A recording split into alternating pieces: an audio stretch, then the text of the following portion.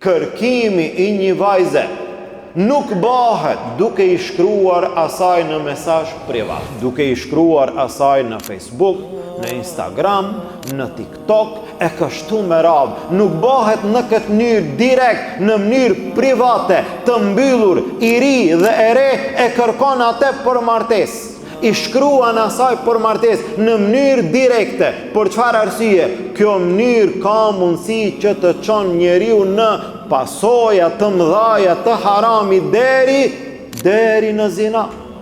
E cila është rruga e pastër, cila është rruga e duhur, cila është rruga e saktë? Ai i ri, i cili është dakord, e ka pëlqyer një vajzë, ka marrë mendimet e të tjerëve, e ka parasysh që ajo është e përshtatshme, mënyra e duhur është që atë ta kërkon prej familjes së saj, duke u drejtuar te prindi, te baba, te vëllau e kështu me radhë. Dhe nëse një vajze i bëhet kërkesë për martesë, ajo automatikisht atë të ri duhet ta drejton te baba. Ti më kërkon mua, po. Eja te baba, te vëllau, te familja dhe jo në mënyrë direkte.